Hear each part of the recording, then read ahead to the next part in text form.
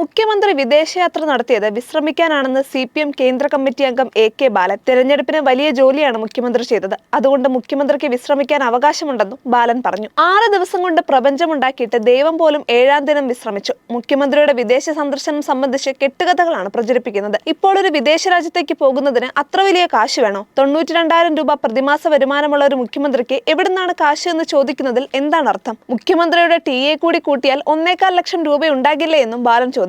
ആരയിൽ നിന്നിളക്കിയ പശുവിനെയും കുട്ടികളെയും പോലെയാണെന്നാണ് K സുധാകരൻ പറഞ്ഞത്. ആ കടന്ന വാക്കിന് മറുപടി ഇല്ലാഞ്ഞിട്ടല്ല സുധാകരൻ നടത്തിയ യാത്രയെക്കുറിച്ച് തന്നെ കൊണ്ട് പറയിക്കേണ്ടെന്നും ബാലൻ വിമർശിച്ചു. കേന്ദ്ര സർക്കാരിന്റെ അംഗീകാരം വാങ്ങിയതിന് പിന്നാലെ മുഖ്യമന്ത്രി സുധാകരന്റെ അംഗീകാരം വാങ്ങണോ? യാത്രയുടെ വിശദാംശങ്ങൾ വേണമെന്നാണ് പറയുന്നത്. ഏത് ഹോട്ടലിലാണ് താമസിച്ചത് ഡബിൾ റൂമിലാണോ സിംഗിൾ റൂമിലാണോ, ഇവരൊക്കെ ഒന്നിച്ചാണോ താമസിച്ചത് തുടങ്ങിയ ചോദ്യത്തിനൊക്കെ മറുപടി പറയാൻ ആരെയാണ് കിട്ടുക? ഇത്ര പരിഹാസ്യമായ ചോദ്യങ്ങൾക്ക് പിന്നാലെ മാധ്യമങ്ങൾ പോകരുതെന്നും ബാലൻ കൂട്ടിച്ചേർത്തു.